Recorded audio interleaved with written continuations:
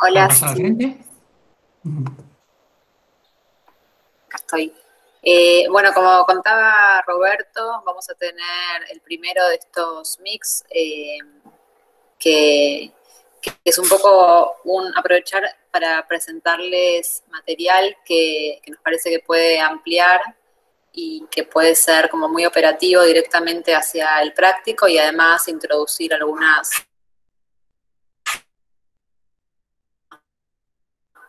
de Atlas que aparecía en la consigna. Y para eso, cada uno de los docentes de las comisiones y nosotros seleccionamos un material de un arquitecto o un artista que nos parece que encuadra bien el tema y que puede servir eh, como para darle un contexto un poco más grande y también servir bastante directamente como modelo para poder producir el trabajo. Es un arco temporal bastante amplio y el primero que va a presentar va a ser el trabajo que trae Josefina, que es un poco como el trabajo que está más centrado, como más en el centro de la definición del problema del Atlas desde el punto de vista de esta colección de imágenes o en el uso más en relación al arte o a la arquitectura. Entonces vamos a hacer un recorrido primero por el trabajo de Josefina, después va a presentar Martín, después va a presentar Juan, Agustín y última yo, y si quieren al final podemos hacer algún comentario y todas las preguntas que tengan. La idea es que cada uno va a ir presentando pantalla, esperamos que la tecnología nos acompañe, así que bueno, los dejo con Josefina. Un poco como ya adelantaron, voy a presentar el trabajo del Atlas Mnemosine de Avi Warburg. Primero, como para presentar al protagonista, es el señor que está a la derecha y sentado en la mesa, y atrás ya aparecen los de los de su Atlas. Es un personaje interesante, es historiador de arte, estudió filosofía, estudió historia, religión, astrología, y son todas temáticas que van apareciendo a lo largo de su trabajo.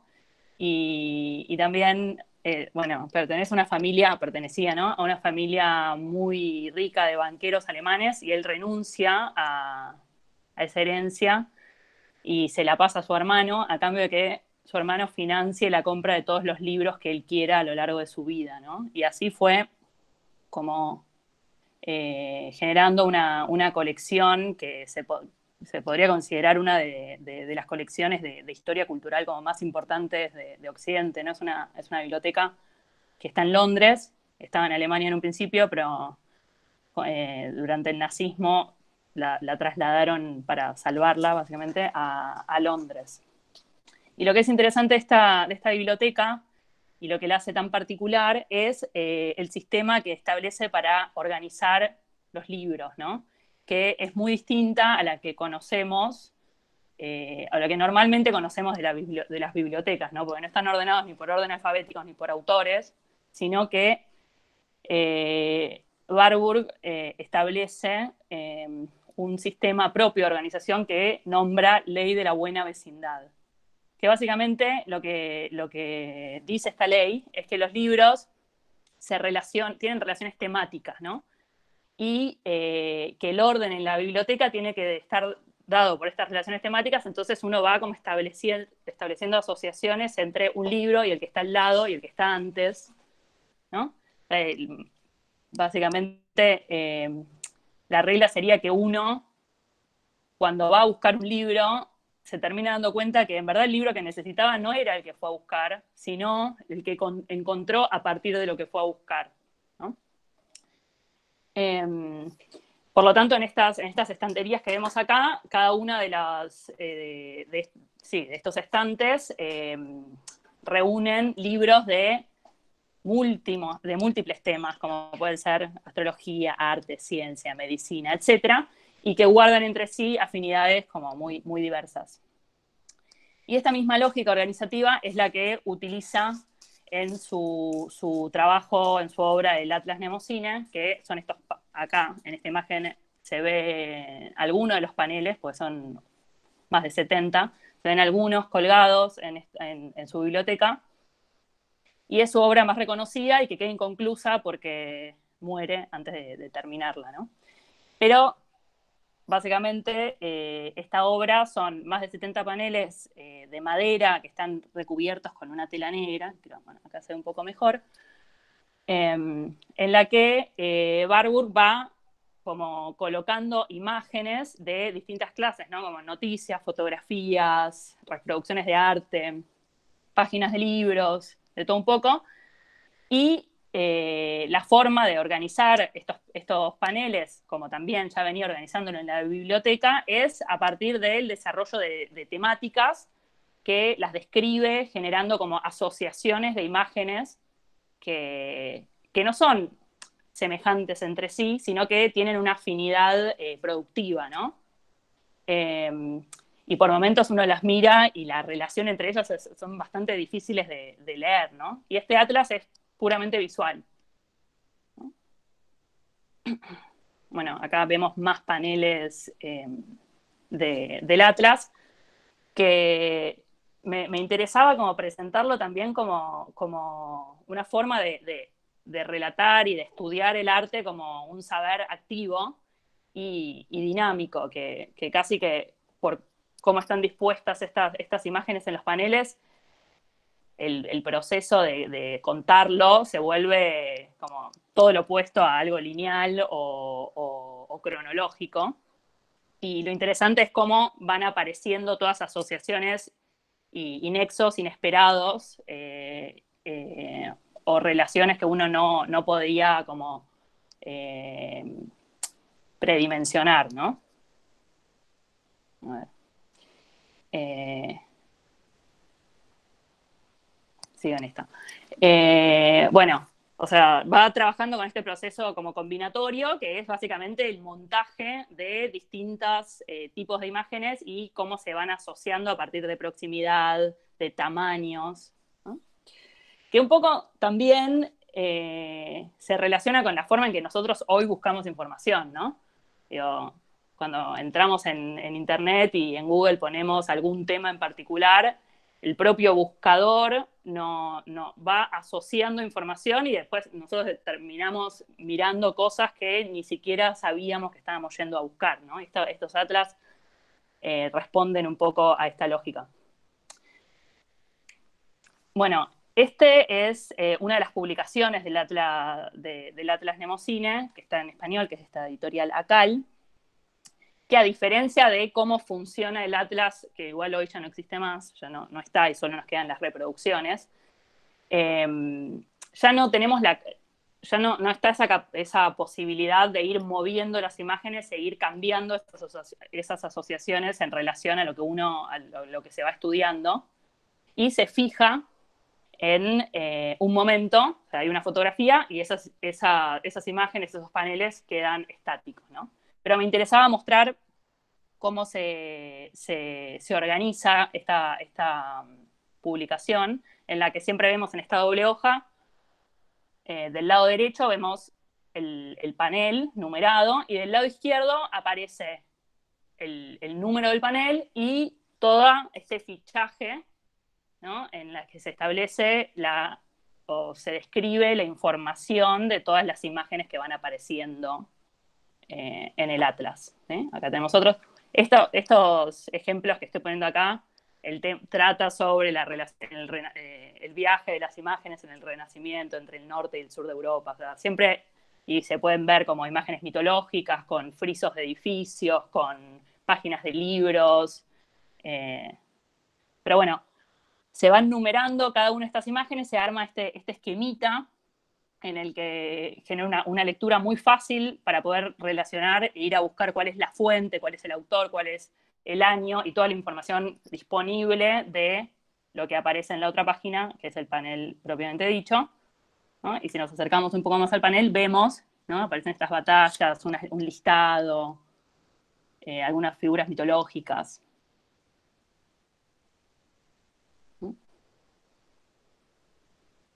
Y siempre esa disposición va cambiando. Y mismo cuando uno mira esos esquemas de cómo están organizados, cómo está organizado el fichaje, no responde a cómo estamos acostumbrados a leer como de izquierda a derecha y de arriba a abajo, sino que también la numeración de esas imágenes están dadas por relaciones asociativas, ¿no? Y como para ir evocando ciertas similitudes, diferencias, analogías, correspondencias.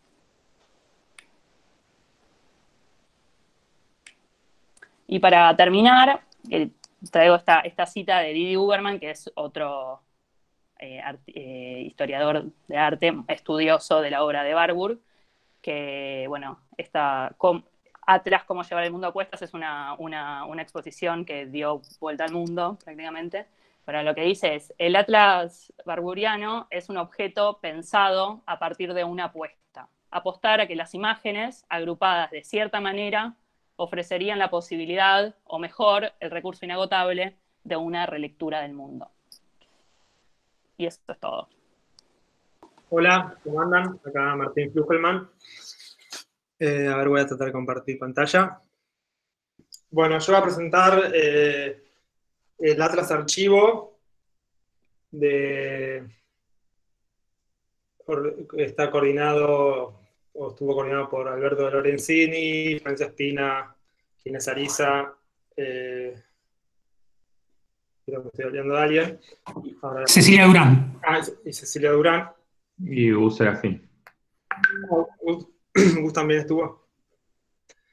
Un montón de gente muy interesante que estuvo haciendo como este proyecto que es increíble. El Atlas Archivo está ahí, es como un referente bastante próximo al Archivo de Buenos Aires, están ahí en los links, espero que ya lo hayan visto. Los que no lo vieron, voy a hacer una presentación medio mostrando un poco cómo funciona la web y hablando un poco también en relación a cómo funciona el Atlas. El Atlas Archivo es una página que, esta es la portada, uno cuando entra aparece esto y tiene que ir como haciendo clic en cada una de estas imágenes para que se vayan como yendo. O sea, tiene el paso obligado por esta acumulación de fotos que tienen muchos, documentos en realidad, toda esta diversidad de documentos que tienen con diversa procedencia, diversa temporalidad, formato, de planos, condiciones de futuro, de proyectos como hechos sobre el borde del río, pinturas, fotografías, y una vez que pasa como esa barrera hermosa de fotos que se acumulan frente a nosotros, aparecen como esta doble categoría, estas dos cosas que trata de hacer esta página web, que se llama subtítulo es Paisajes Culturales de la Costa del Río de la Plata. Entonces, este Atlas y este archivo va a tratar de dar vueltas alrededor de esto, de cómo construir y dar cuenta del paisaje cultural de la costa del Río de la Plata. Ahora vamos a entender un poco mejor qué significa paisaje cultural. Y acá te define el Atlas o el archivo. Son como dos facetas que arman a este como gran documento. Por un lado está el archivo y por otro lado está el Atlas, que es como toma del archivo información y la organiza de una manera particular. Entonces, si leemos lo que dice el archivo es el repertorio completo de imágenes y textos de los que se dispone para la descripción de los paisajes culturales de la costa del Río de la Plata. Al mismo tiempo cumple con las funciones de un archivo tradicional organizado por entradas tales como zona, época y tema, entre otras. Entonces, básicamente es como toda la labor de juntar un montón de información, categorizarla, ordenarla y ponerle un montón de distintas formas de organizar esta información. Muy vasta, creo que tiene como 14.000 documentos. Y por otro lado está el Atlas, que dice: el Atlas constituye la descripción de la costa occidental del Río de la Plata en términos de paisajes culturales. Se compone de un número no cerrado de paneles capaz de admitir divisiones y ordenamientos diversos. Cada panel, a su vez, consiste en una constelación singular de imágenes o de imágenes y textos. Claramente es una especie de tributo, está muy en diálogo con lo que presentaba Josefina, de Avi Warburg. Entonces, si uno iría a una biblioteca de Atlas, se podría encontrar el Atlas de Warburg próximo al de Lorenzini en esta ley de la buena vecindad. Y bueno, entonces uno si hace clic en el archivo, hace clic y va a... No. Primero, acá están las categorías: inicio, Atlas, archivo, sobre el proyecto y contacto. Si leemos sobre el proyecto, lo que aparece es esta descripción, que describe un poco todo el contexto, pero específicamente lo que me interesa es describir mejor esta doble faceta que tiene un archivo de 14.000 imágenes y después una serie de paneles que están como organizados por zonas. Dice, el Atlas de Paisajes Culturales, que también puede verse en esta página, fue diseñado con el propósito principal de ser exhibido, bueno, en el espacio de una sala, todo eso de exhibirse, de hacer público, una constelación de imágenes que están tratando de construir este paisaje cultural del Río de la Plata, que es algo que está como bastante, que hay que construir, porque si no nos olvidamos del río. Y dice que no se trata de un panorama de la situación de la costa en la actualidad, sino de visiones fragmentarias en las que se superponen tiempos y espacios diversos.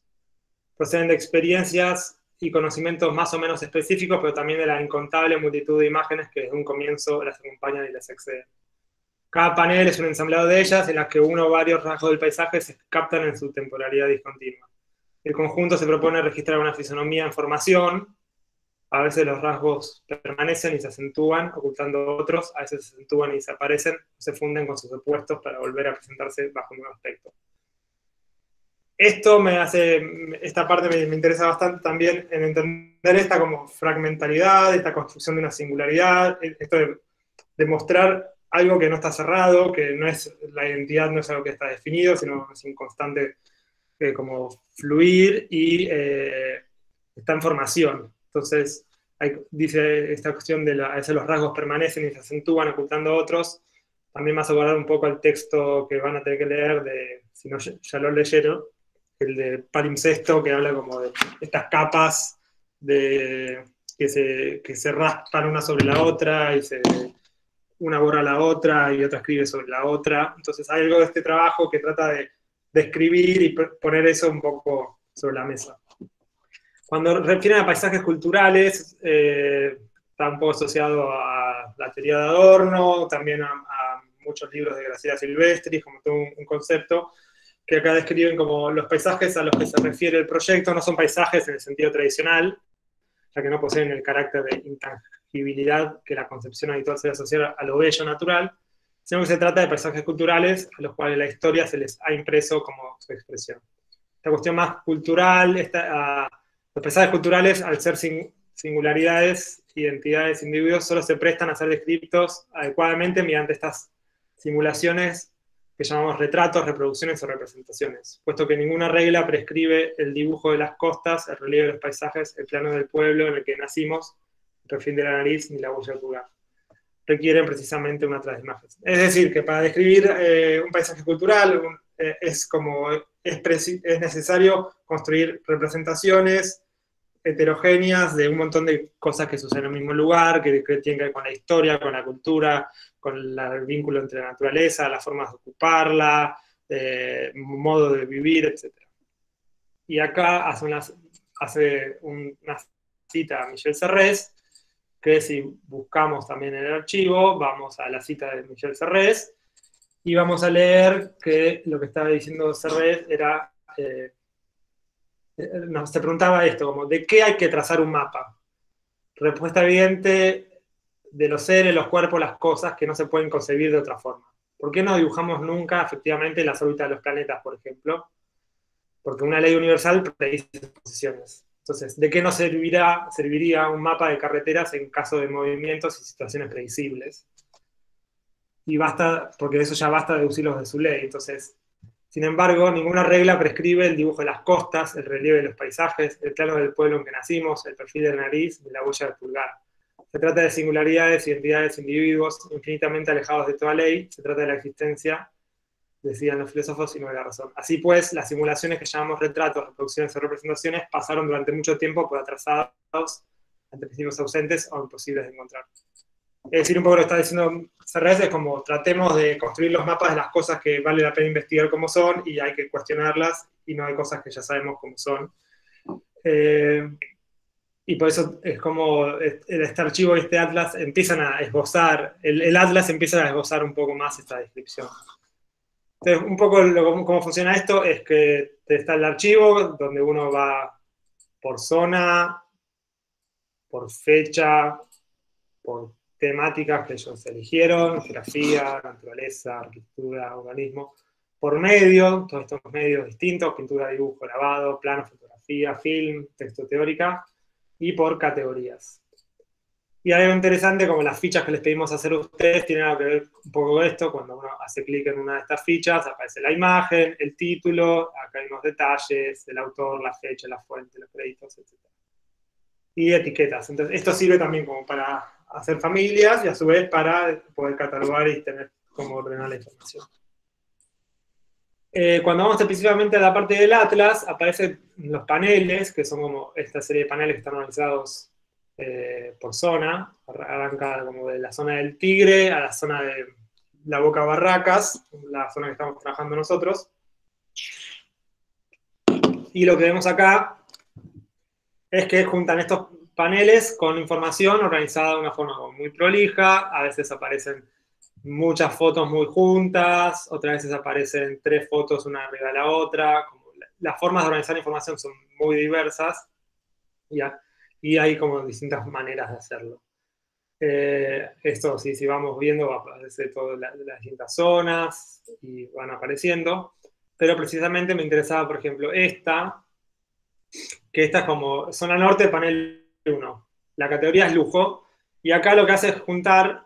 Lo interesante también es que aparecen como, uno puede ir haciendo como estos zooms.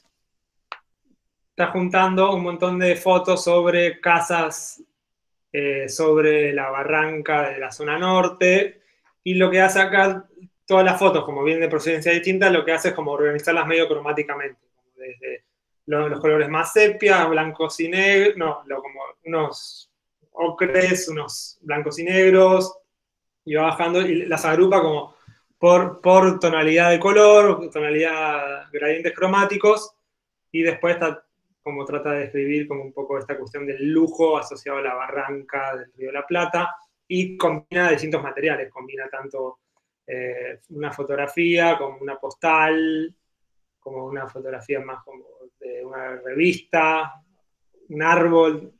Entonces trata de construir como esta constelación que está alrededor del lujo, las barrancas de zona norte, y cómo organizar en este panel esa serie de cosas a nivel como con los gradientes.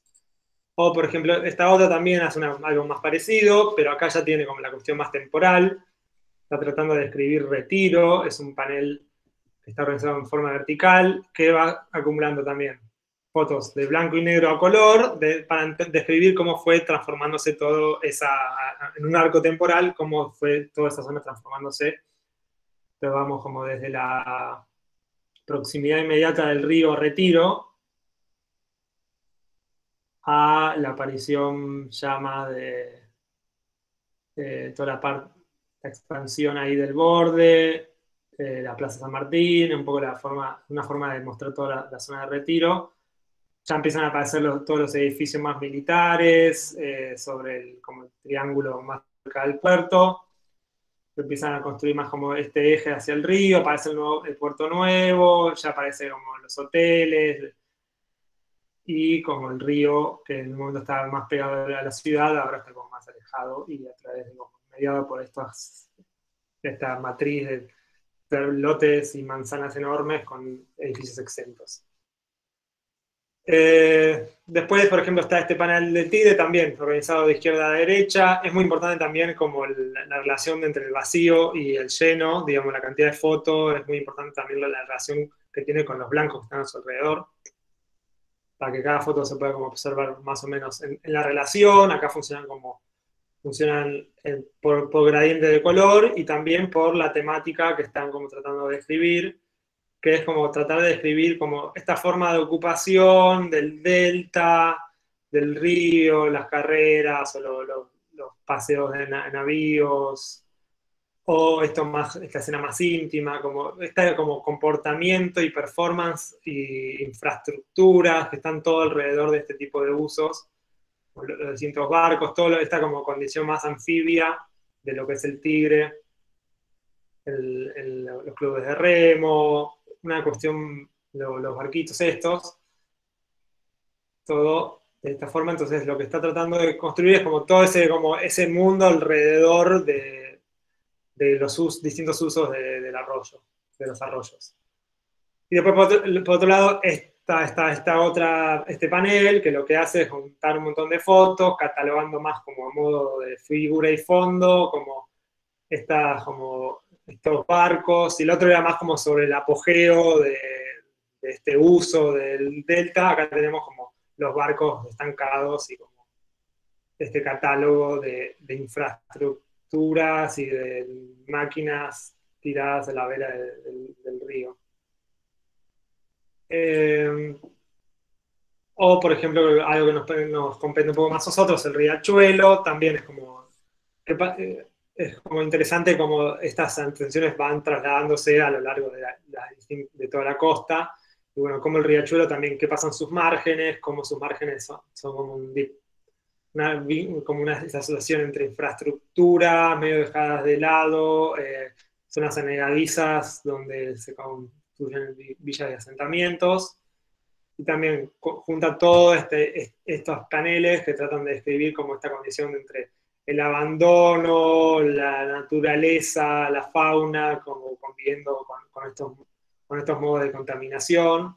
Entonces, este panel lo que hace es como desplegar toda una controversia alrededor del problema de qué pasa en el riachuelo, y no es que pasa una cosa, pasa un montón de cosas, y depende de dónde pasa una cosa, está la Kumar limpiándolo, pero a su vez tenés como rellenos y basuras a cielo abierto, tenés fábricas recuperadas, vías de tren. Entonces las fotos sirven como un mapeo de actores, en cierta forma. O estas otras fotos que también tratan de dar cuenta más como del comportamiento, más como de la línea del horizonte, de la condición más climática del Río de la Plata, cómo va cambiando el río, los colores del agua, si es plateado, si es marrón, depende del día, si hay marea baja, si hay marea alta. Entonces, de cierta forma, todo este catálogo nos permite como desplegar y va cambiando también como distintas texturas, distintos vientos, distintos ángulos, ciertas infraestructuras que están ahí vinculadas a como la forma de vivir en el río, tanto las redes marítimas de transporte de mercancías y sacar agua. Y esta cuestión acuática también aparece como, por otro lado, desplegada en otro panel, pero más asociado a la categoría miseria, pero está hablando como de las inundaciones, la cuestión mucho más anfibia del lugar en el que vivimos. Entonces, a partir también de las relaciones y las vecindades entre estas categorías, vamos tratando también entendiendo que el río se comporta de una forma y de otra, depende de las condiciones, y también todo eso alberga un tipo de usos alrededor que es como muy diverso. Y es interesante también, ya en esta sobre la boca, que también esta combinación de materiales muy heterogéneos, las que ponen fotos más como viejas, sobre la cuestión más cromática, la cuestión más acuática, todo lo que es el mundo de postales, de la imagen icónica, lo combina con pinturas de Pío Colivadino, que también dan cuenta de cómo era eso medio antes, y cómo esto fue construyéndose también como una especie de imagen a construir y a como fosilizar en cierta forma, pero a su vez tiene todo este otro mundo más de la desidia y lo dejado de lado, asociado más a este mundo más icónico del caminito. Y bueno, y lo interesante, para ya ir cerrando, aparece esta categoría que es como la más ambigua dentro del Atlas, que es como la categoría Cosmópolis, como si fuese una zona. Cosmópolis es como una zona en la que retoman como un texto de Rubén Darío que habla como de Buenos Aires, la Cosmópolis y el mañana, en la que piensa como esta Buenos Aires del principio del siglo XX, que es como pujante de industria, de transformación, la gran aldea se transforma en metrópolis, y arman este mundo, esta constelación que se llama Cosmópolis, que es como un montón de información muy heterogénea, en el momento del mayor grado de heterogeneidad del Atlas, en el que asocian todo tipo de información y ponen muchas fotos que no son de acá. Entonces, como esta vecindad, esto de trazar un vínculo entre lo que pasaba en Buenos Aires y lo que pasaba en París, lo que pasaba en Buenos Aires y lo que pasaba en Chicago, lo que pasaba en todas las metrópolis del mundo en ese momento. Entonces empiezan a aparecer como justo en relación también al centenario de la Revolución de Mayo y todos los festejos alrededor de eso, la construcción de pabellones y salones de la industria y de la ganadería y de la agricultura, y todo ese mundo más del Salón Universal, empiezan a poner todas estas fotos de pabellones de distintos lugares, la Exposición Universal de París, la Torre Eiffel, las nuevas invenciones mecánicas, este mundo más como industrial, ilustraciones como un poco más utópicas, como toda esta constelación de la metrópoli, de lo exótico, de la aparición de un zoológico, de estos como grandes parques de diversiones, como todo este mundo más como del entretenimiento, la feria, el consumo, la introducción de la novedad, la innovación, y por eso se asocia mucho a París. Entonces es una lámina son una serie de láminas que son como muy poniendo en relación el zoológico con los zoológicos del mundo, estos programas mundiales que empiezan a aparecer, que cada gran ciudad tiene que tener un gran zoológico, cada gran ciudad tiene que tener un planetario, y todas esas cuestiones mucho más como de una modernidad muy ilustrada, y es interesante que es ese momento más donde el archivo, el Atlas teje estos puentes como para construir algo que en realidad como que estaba ahí, pero que a partir de esa descripción empieza a cobrar mucho más sentido estas asociaciones. Entonces me parece que el Atlas es interesante cuando tiene esta capacidad de combinar el pabellón argentino en Buenos Aires con las exposiciones universales de París y mostrar como todo eso, esa red de cosas que están sucediendo al mismo tiempo y hacerlas visibles en un mismo panel. Y con eso cierro.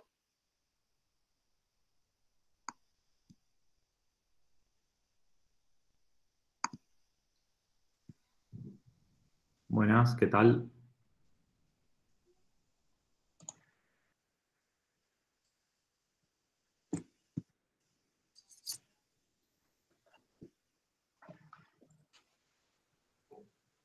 Bueno, voy a compartir la presentación y después voy a intentar reproducir un video. Veamos si tengo suerte y si no, lo sigo mostrando acá.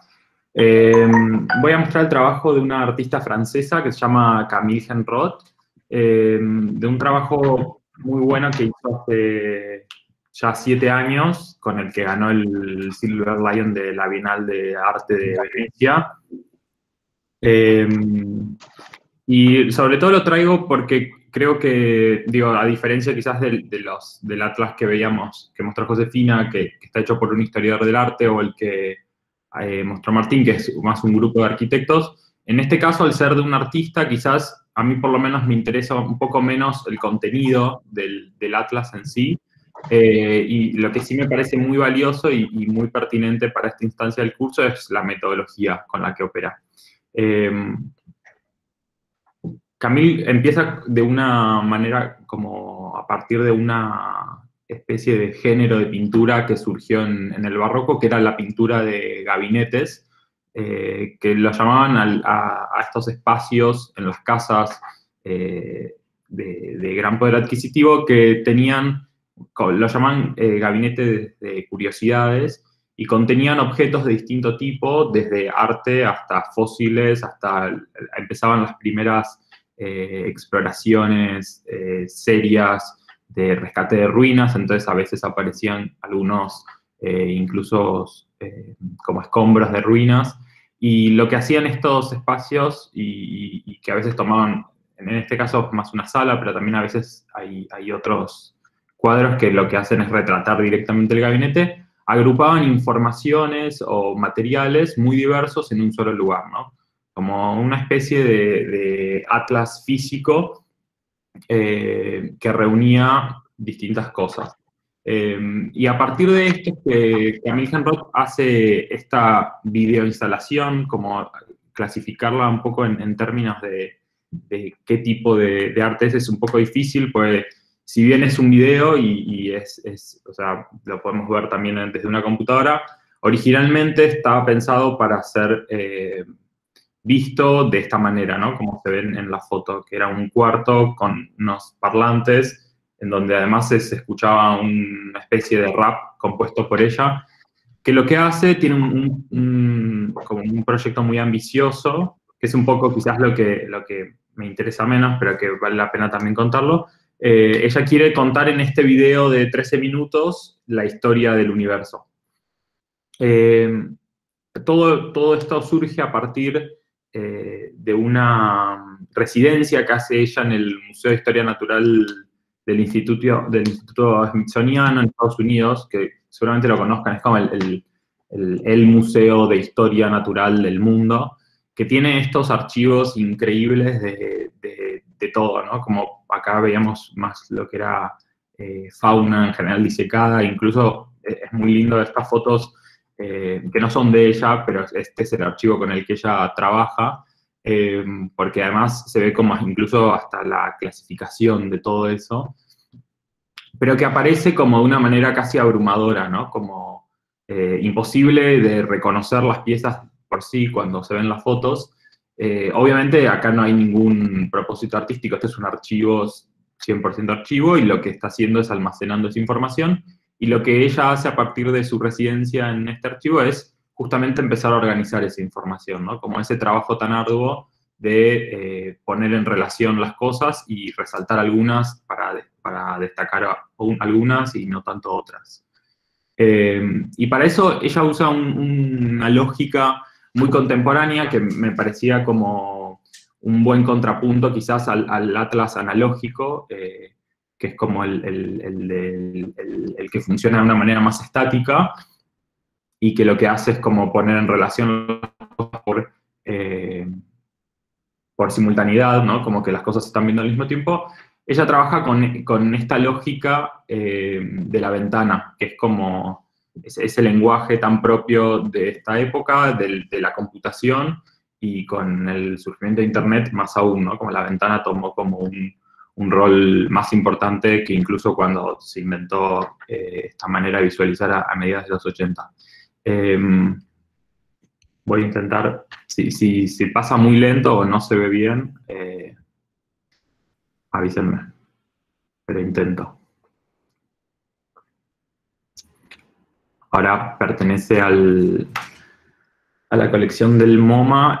Parte además tiene como esta lógica, digo, cuando hablaba de las ventanas era literalmente, trabajaba como si estuviera en un escritorio de una computadora, ¿no? Y literalmente eran ventanas que se abrían, digo, no era una analogía, era como muy literal el recurso que usa. Después voy a subir el link porque obviamente tiene algo muy interesante de ver en tiempo real. Digo, lo que estoy haciendo seguramente no le gustaría, pero quería sobre todo como traer esta manera de visualizar. Por un lado, el problema de la ventana le otorga este dinamismo a la manera de visualizar las imágenes, que lo hace, por un lado, como más complejo a esa lectura, o sea, no solo aparece el movimiento que ya le genera como una capa más, sino que además aparece la superposición, entonces ya no solo es lo que se está viendo al mismo tiempo, sino cuánto de esa nueva imagen tapa a la otra y cuánto dura. Bueno, muevo un poquito.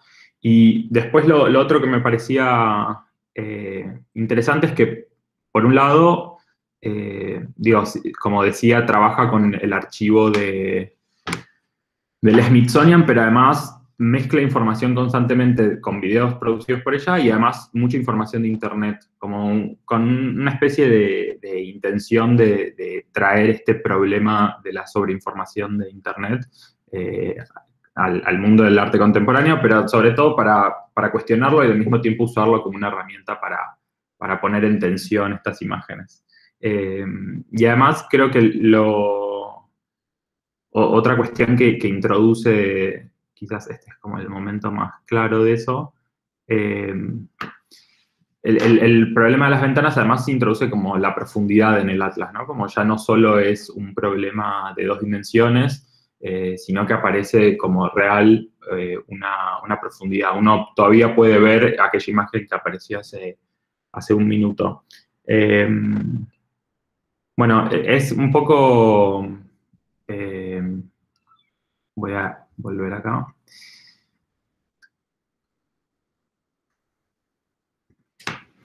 Obviamente, digo, también creo que se vio bien, pues nadie me dijo nada, pero digo, claramente cuando uno lo ve en estas capturas, por eso me parecía como tanto mejor mostrarlo el video, pierde todas esas características, si bien todavía aparece esta cuestión de la superposición, digo que sigue siendo relevante, hay algo de esa variación que ocurre al moverse que se pierde.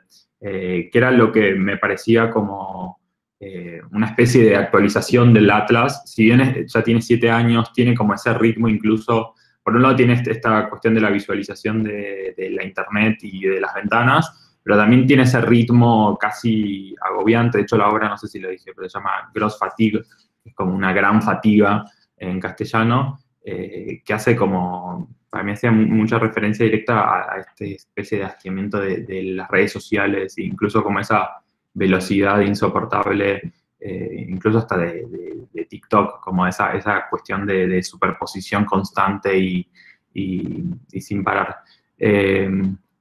Y tiene mucha, o sea, por eso los invito a todos que lo vean, está como muy extrañamente coincidió el mix con una especie de exposición online que está haciendo el MoMA, que se llama Video Lives, y está subido a YouTube hasta mañana, que fue como una casualidad increíble.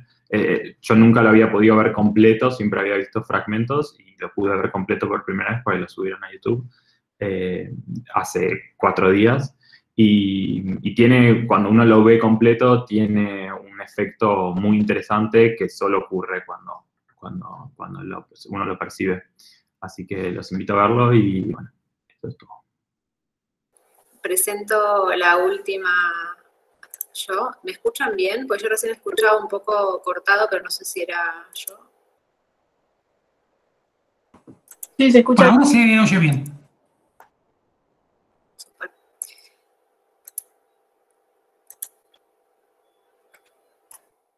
Bueno, lo que traje para mostrarles es un trabajo de Valerio Giatti, el arquitecto suizo que probablemente conozcan, que es el título Autobiografía iconográfica, y es un trabajo que él incluyó en la publicación monográfica que la revista 2G hizo en el año 2006 sobre su obra, y reúne una serie de imágenes y de fuentes bastante diversas, que lo que me parecía interesante para ponerlo en relación con los otros trabajos que se estuvieron mostrando es que no es un atlas que pretenda coleccionar y describir de manera extensiva un tema o un problema o un estado de situación, sino que funciona más como una colección muy selectiva, subjetiva y que establece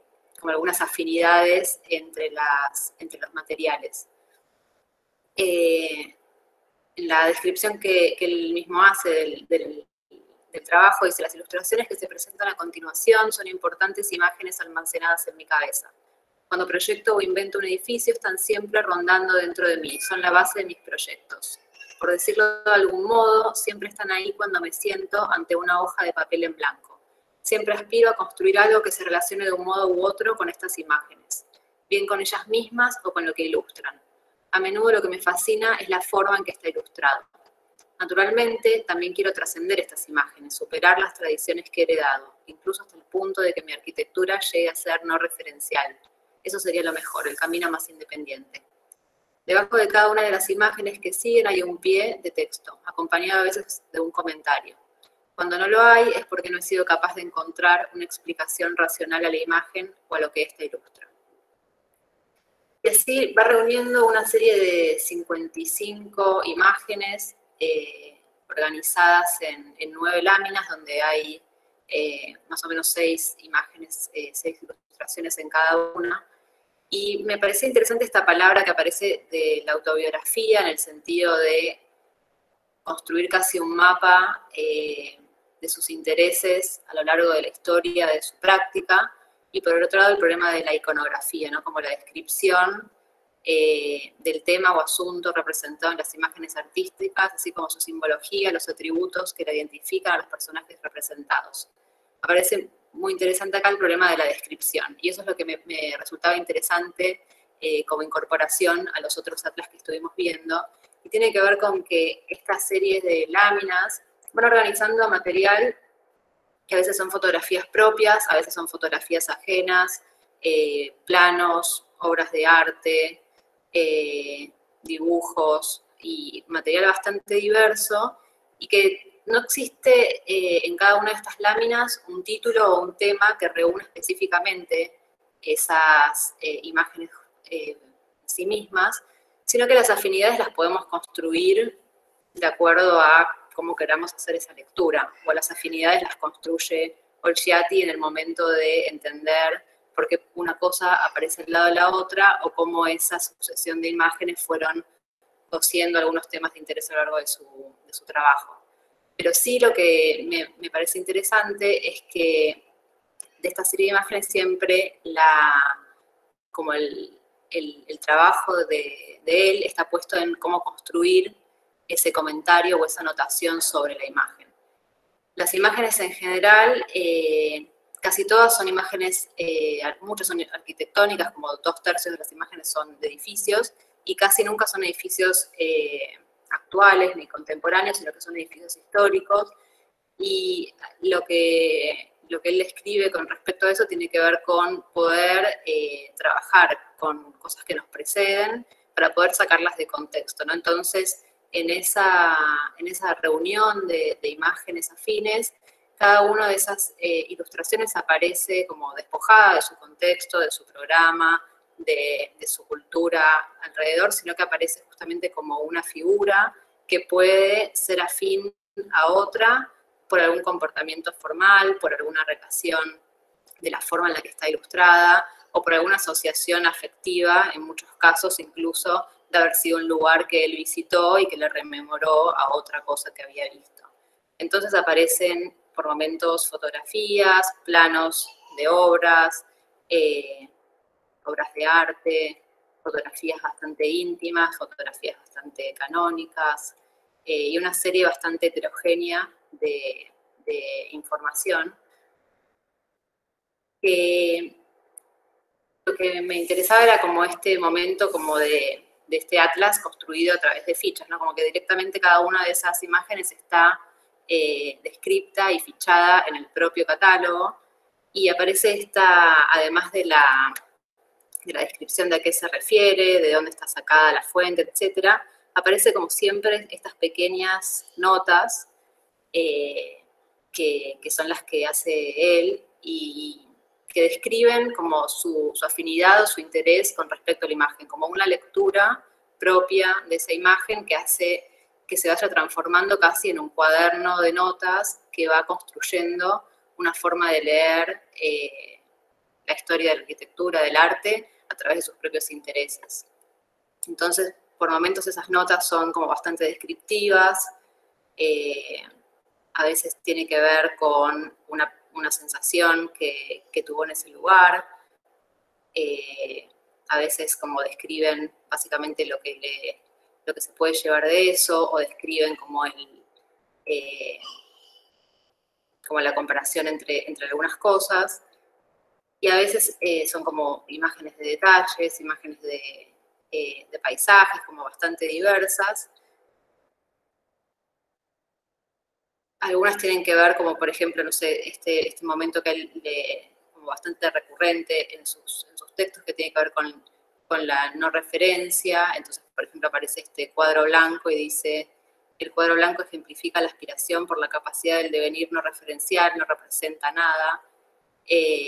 Como pareciera que algunas imágenes vienen como a poner en palabras algunas cosas que él quería describir. Y por momentos, y esto me interesaba bastante, como la selección de imágenes se vuelve tan subjetiva y tan como afectivo ese vínculo hacia las imágenes, que aparecen estas descripciones, como por ejemplo en la casa de Méndez de Rocha, como una de las 5 casas donde me gustaría vivir. Me interesaba como del material de Olgiati, más allá del contenido, como esta construcción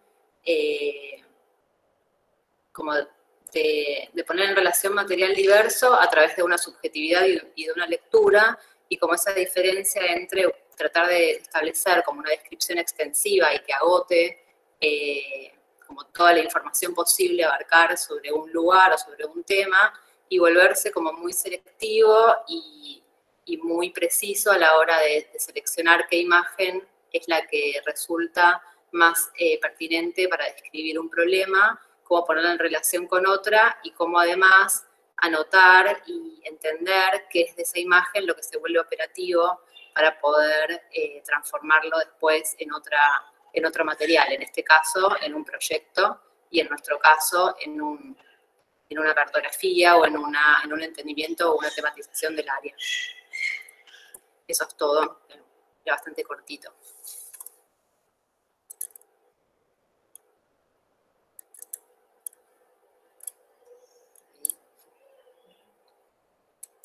Bueno, esas fueron todas las presentaciones. Si tienen preguntas, comentarios, podemos abrir los micrófonos.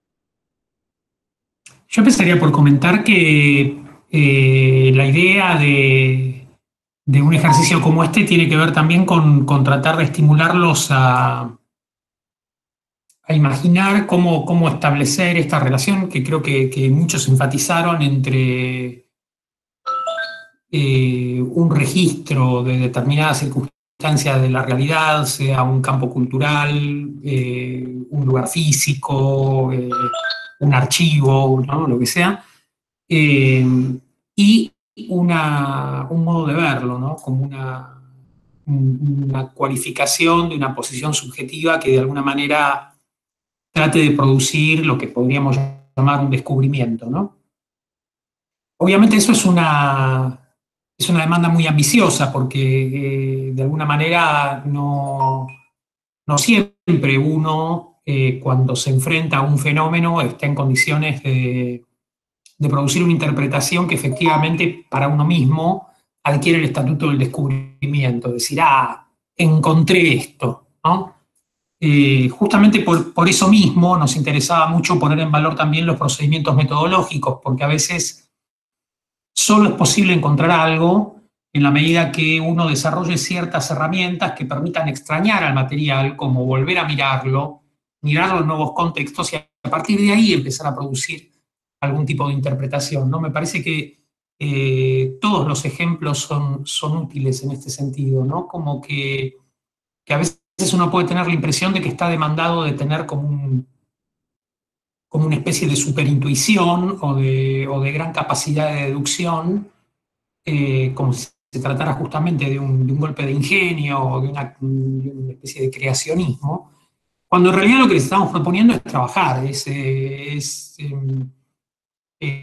encontrar una manera de observar el material disponible sobre el área y justamente poder salvar la trampa que a veces produce la impresión de que todo está a la vista, ¿no? Como este efecto que nos puede producir mucho el Google Earth, el Street View, ¿no? Esta sensación de decir, bueno, ya está, yo lo puedo navegar, puedo ir por todas las calles, lo puedo ver de arriba, ya entendí todo, ¿no? Como, bueno, un poco la expectativa de poder cruzar los materiales, de poder pensar qué relación podría haber entre algunos archivos históricos, algunos algunas noticias, esta necesidad de articular la información, básicamente está pensado como un estímulo para poder justamente tener alguna oportunidad de descubrir el área, ¿no? De poder ver un poco más allá de esa primera apariencia, que sobre todo algunas herramientas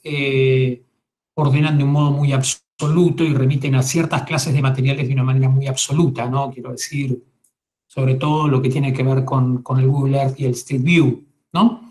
Parece que por eso el equipo ha hecho tanto esfuerzo de buscar trabajos especialmente artificiosos y creativos respecto de cómo poner en valor miradas sobre clases de materiales. Me parece que en ese sentido está claro que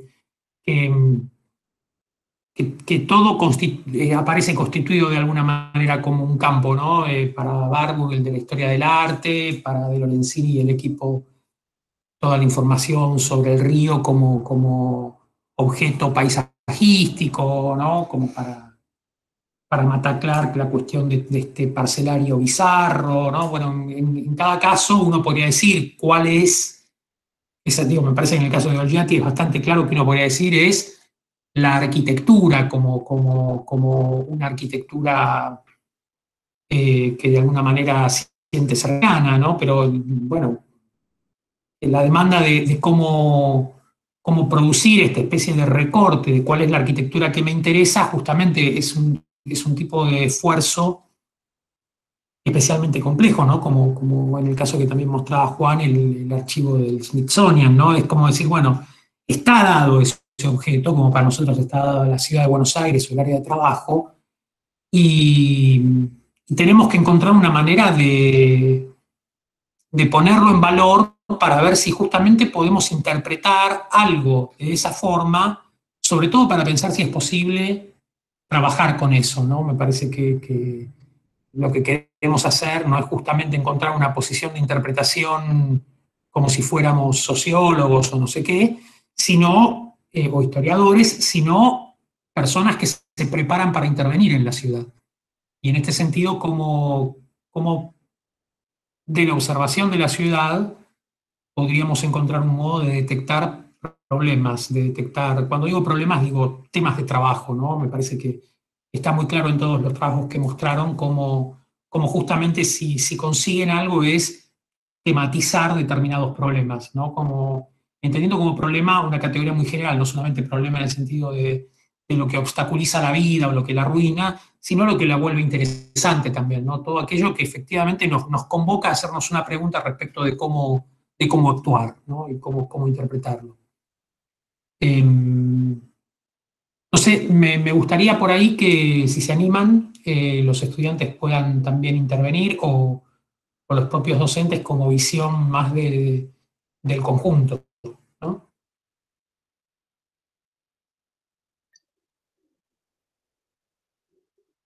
Hola. Me parece que fueron muy buenos ejemplos como para entender que cada objeto de interés o cada objeto de investigación o cada cosa que uno quiere indagar un poco la puede construir de muy diversas maneras. A partir de la información que está dispersa o está organizada de una manera, uno puede seleccionar determinados elementos con algún criterio y después ponerlos en relación también con algún criterio. Y ahí entran muchas variables en juego. Por empezar, en la selección uno tiene que pensar qué tipo de elementos, cuál es la relación entre esos elementos para juntarlos, qué cosas hay en común o qué cosas hay de diferente, porque los criterios pueden ser por lo que se parecen o por lo que tienen de contrastante. ¿En qué escala los voy a seleccionar o qué parte de esos elementos voy a seleccionar? ¿Desde qué punto de vista los voy a mostrar o a juntar en esta nueva colección?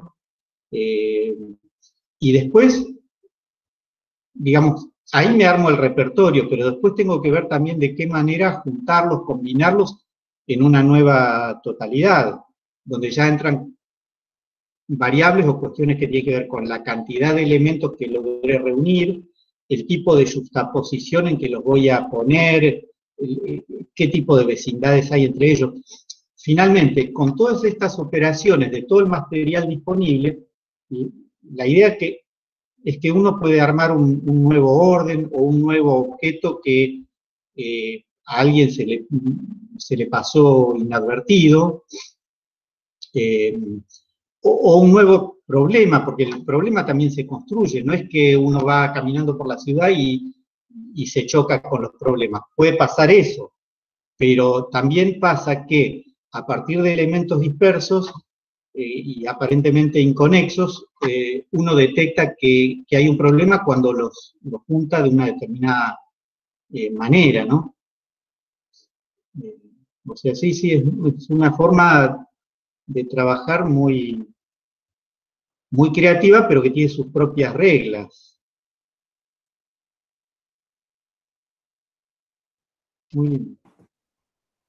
Sí, yo creo que en eso es importante lo que decís, porque también difiere mucho respecto de cómo uno percibe la complejidad del objeto, ¿no? O sea, y me parece que en eso los ejemplos fueron bastante claros, o sea, frente a problemas que pueden ser muy complejos, ¿no? Uno puede optar por elegir solamente cierta clase de materiales, como el trabajo de Mata Clark, ¿no? Que es como elegir solo cierto tipo de fenómenos muy particulares, y tratar de que esos fenómenos muy particulares se vuelvan elocuentes de problemas más generales, ¿no? Como si fuera el problema de la organización de la ciudad, el sentido del uso del suelo, o lo que sea, en el sentido...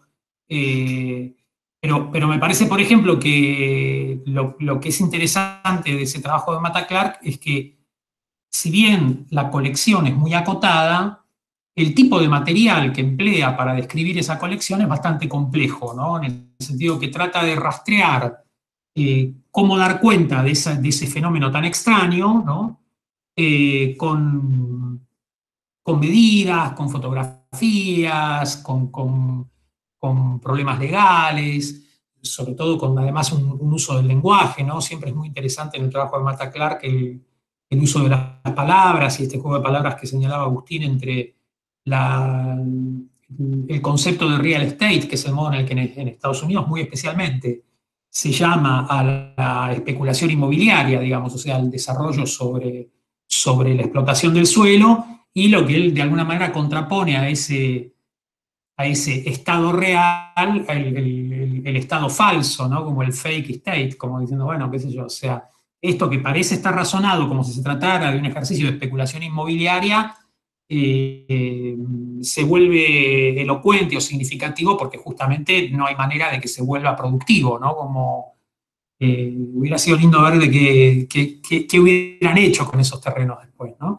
Pero digo, ese problema de tomar una cosa muy acotada, ¿no? y catalogar solamente la misma clase de cosa, o, como muchas de las otras compilaciones, sobre un material relativamente conocido, producir como más bien una compilación de muchas clases diferentes de cosas, ¿no? Como si fuera el problema de la costa, ¿no? Como compilarla, porque de hecho justo en las colecciones que mostraba Martín no aparecían algunas de las láminas de Atlas donde hay textos también, ¿no? Porque hay momentos donde aparecen literalmente no solo fotografías, postales, dibujos, sino también textos. Es decir, hay una clase de heterogeneidad del material para justamente dar cuenta de este comportamiento cultural del paisaje y no tan exclusivamente visual, fijado por un tipo de punto de vista, ¿no?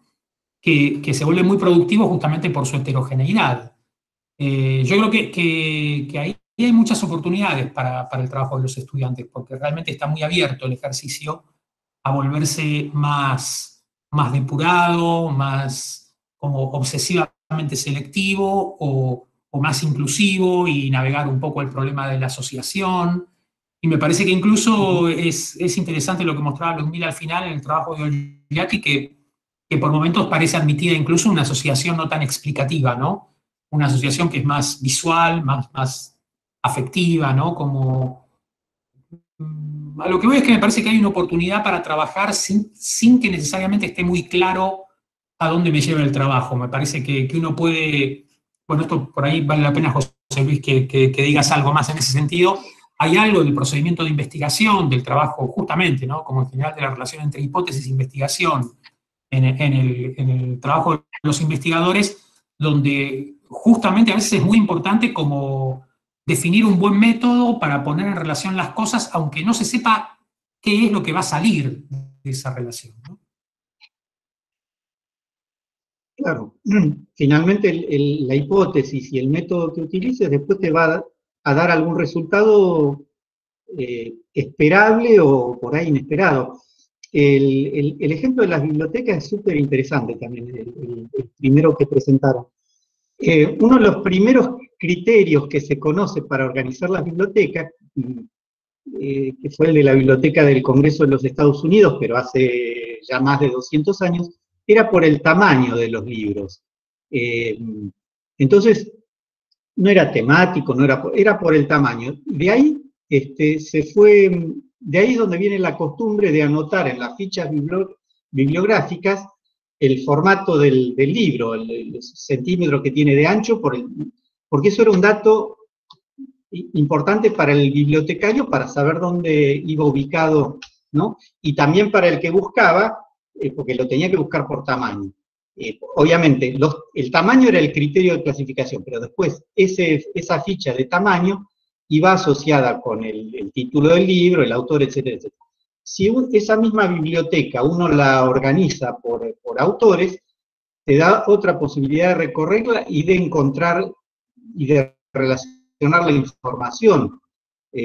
Otro criterio, supongamos, estrictamente por fechas, por cronología. Entonces van a aparecer mezclados autores, pero todos autores contemporáneos.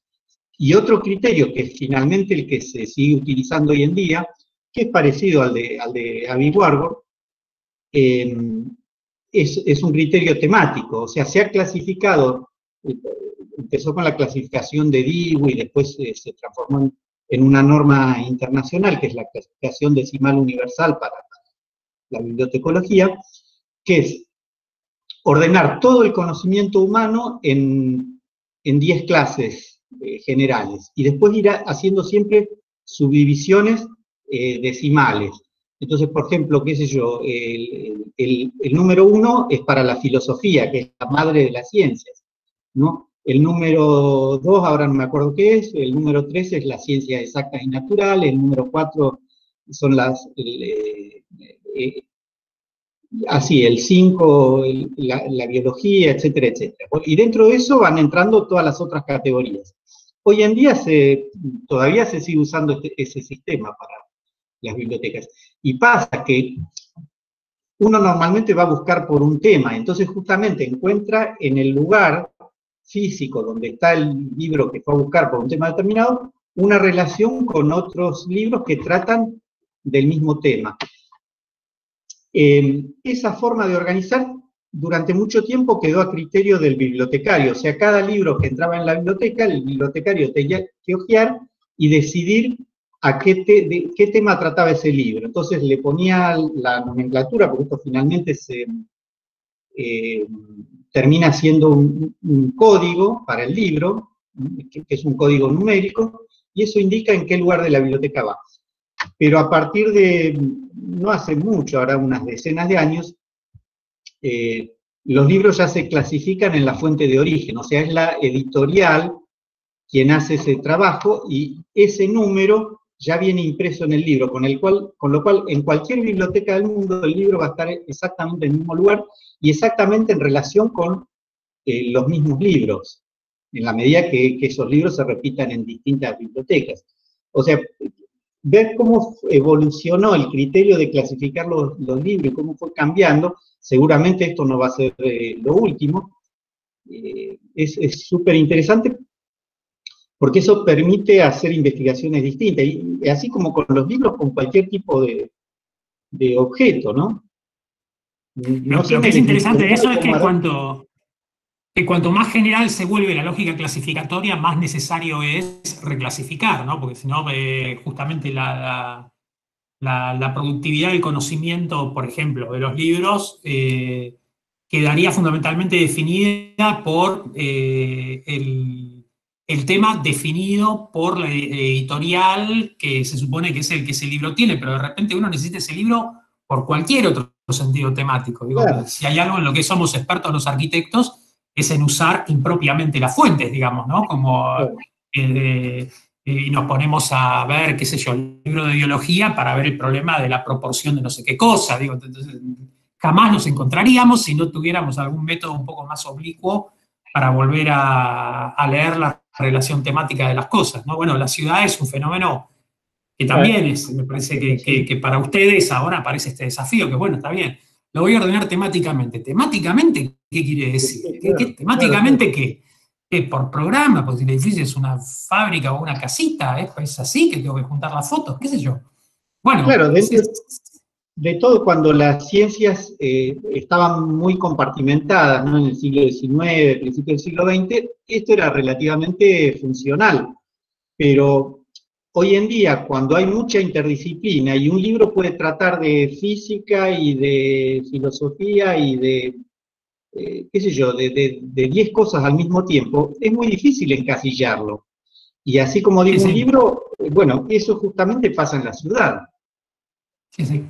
Sí, bueno, bueno, volviendo un poco a los textos y lo que decíamos al principio de la clase sobre la bibliografía, nos pasa bastante que mucha de la bibliografía que les estamos proponiendo estaría en áreas bastante distintas de la biblioteca, ¿no? Porque uno podría decir que Foucault es filósofo y que Heterotopía es un texto que corresponde a la filosofía, y Corbós es un tipo difícil de clasificar, se supone que es un historiador de arte, y el territorio como palimpsesto correspondería con la historia del arte, y Banham es un historiador de la arquitectura, y entonces Los Ángeles tendría que ir a parar a otro lugar, ¿no? Y así siguiendo, digo, probablemente cada uno estaría en una biblioteca diferente, y lo que tienen de interesante para nosotros es ponerlos en el mismo estante. Porque lo que es importante es, en todo caso, cómo modelan una categoría que da la oportunidad de pensar la forma de la ciudad a partir de alguna figura, ¿no? Me parece bueno, que va a ser un ejercicio muy, muy interesante de hacer, este trabajo práctico en ese sentido, no solo por el tipo de trabajo que podemos hacer con las imágenes, y por eso un poco hemos insistido mucho sobre eso en la clase teórica que encuadró el ejercicio, sino también por el tipo de trabajo que vamos a hacer en el modo de poner en relación la información, que es lo que hemos tratado de reforzar un poco con la clase de hoy. Como decía bien Agus, o Juan, no me acuerdo quién lo dijo, vamos a subir todas las presentaciones para que las puedan ver bien y puedan recorrer esas fuentes en las medidas que les sean productivas, pero además ustedes pueden hacer sus propios ejercicios de navegación sobre la categoría de Atlas y recordar todos aquellos Atlas que los hayan hecho felices en algún momento de la vida, que seguro alguno hay, ¿no? Siempre uno encontró alguno que sirvió para entender algo, ¿no? Yo quería patear un poco el tablero y poner sobre la mesa otra, como una faceta que está un poco detrás de todo este trabajo, que todos los atlas, todas estas colecciones, estos gabinetes de curiosidades, surgen en un momento como de revolución industrial, de colonialismo total, de buques del Triángulo del Comercio que hacían Europa, África, América, Europa, África, América. Y, o sea, hace poco leí un texto que hablaba de que en realidad, o sea, los grandes coleccionistas británicos, de los que los museos están, todas las fuentes de información, lo que mostraba Juan, esos catálogos de animales en cajones, embalsamados, todas las plantas del universo, todo eso viene como, o sea, eso sucedió por el comercio de esclavos, porque en Inglaterra llevaban armas a África, de África llevaban esclavos a América, y de América llevaban materia prima a Europa. Y esa triangulación hacía que los coleccionistas tuviesen como encargados, que solían ser los médicos científicos dentro de los buques navíos de la colonia, de los navíos británicos, que cuando llegaban a cualquier continente tenían como una red también de gente que que iban y le traían espécimes, le traían cosas, y ellos, entonces, también me imagino todas esas cosas viajando todo a través del mundo, con toda como esta faceta detrás, como o sea, todos estos museos del mundo se constituyeron por esta como atrocidad total, que era la trata de personas, y mismo como todo el contrabando que también eso habilitaba, contrabando de especies, introducciones, o sea, mismo estaba leyendo como, cuando traían a los negros los ponían ahí en retiro a hacer una cuarentena para que no enfermen a los demás, y estaba el problema de que como estaban en retiro, el viento norte iba a traer las pestes de los negros, se iba a contagiar a toda la ciudad, y mientras los ingleses que no tenían la posibilidad de bajar al territorio español, porque había problemas entre los imperios, tenían gente entrenada que iba y conseguía semillas, plantas, animales, etcétera, y se la traían y ellos se lo llevaban. Entonces, las mayores colecciones de este tipo de cosas está hecho por gente que ni siquiera viajó, que está vinculada a esta red de trata internacional, y es bastante como espeluznante, y por otro lado están presentadas como de una forma como muy naif, como muy ingenua, muy neutra, como el conocimiento del mundo que está puesto sobre la mesa, para que todos nosotros nos nutramos de la categorización y la clasificación, y esta cuestión de la ciencia moderna de todo catalogarlo, y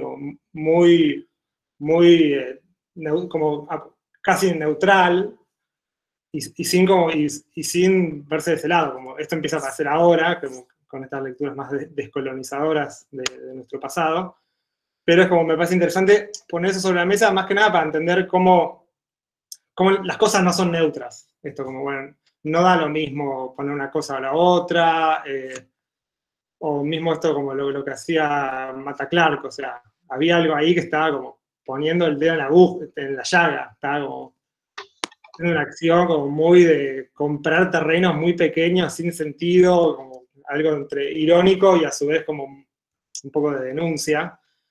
Y me parece que es interesante también poner eso sobre la mesa y entender como que la información que utilizamos, de dónde viene, quién la pone sobre la mesa, de dónde sale, esto también de las fuentes que insistimos, y de dónde sale esa red. También por eso también la noticia que estaba puesta sobre la mesa, como para introducir este otro plano un poco más controversial, sobre que las cosas que pasan en la ciudad no son un fetiche, sino que son como, se dirimen problemas reales, que están como en cierta forma verlos y visibilizarlos. Sí, sí, absolutamente. Me parece que no casualmente, mejor dicho, vale la pena explicar que de todos los materiales que les hemos propuesto a los estudiantes, el único material obligatorio, digamos, era la noticia, justamente por eso, ¿no? Porque lo que de alguna manera convoca al ejercicio es a desnaturalizar la visión de la ciudad y justamente no verla tanto como un museo de objetos encantadores, sino como un problema, ¿no? Como algo en lo que hay que generar alguna interpretación, porque hay cosas que arreglar, ¿no? Sí, bueno, obviamente todo lo que dice Martín es muy pertinente. Creo que acá tenemos un caso, digo, porque es fácil decir eso de los ingleses, pero no hace falta ir tan lejos. Digo, el Museo de Ciencias Naturales de La Plata expuso aborígenes vivos como objetos de museo adentro del museo. Uno de ellos obviamente se terminó suicidando. Es un caso realmente famoso para todos los que trabajan actualmente en el Museo de Ciencias Naturales de La Plata, pero bueno, forma parte de un concepto de relación entre sujeto y naturaleza que obviamente está llamado a ser comprendido de otra manera, como está llamado a ser comprendido de otra manera la relación entre los sujetos y la historia, ¿no? Como, no casualmente me parece en ese sentido lo de Juan fue muy, muy ilustrativo, porque el arte contemporáneo está seriamente atravesado sobre el problema de cómo entender la función del archivo o la función del atlas, ¿no? Digo, quizá uno de los artistas más importantes del momento, como es Gerhard Richter, tiene todo su trabajo basado en la producción de un atlas, ¿no? También quiero decir, los artistas más importantes de lo que sería la tradición todavía del arte pictórico, de lo que queda de la plástica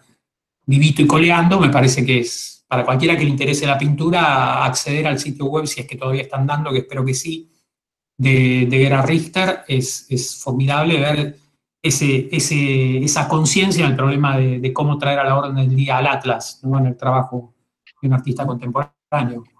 Sí, también es como, porque nosotros, esta visión que es casi como, medio como vista desde afuera, desde nuestras computadoras, tiene como esa condición como de alejado, de esa distancia, ¿no?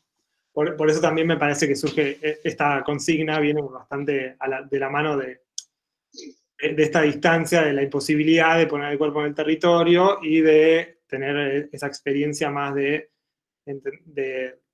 verlo como de otra forma, en el lugar.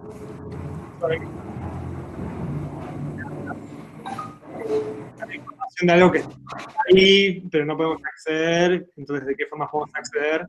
Bueno, haciendo como estas construcciones, estos paneles, estas como reivindicaciones de imágenes, de textos y de lo que sea.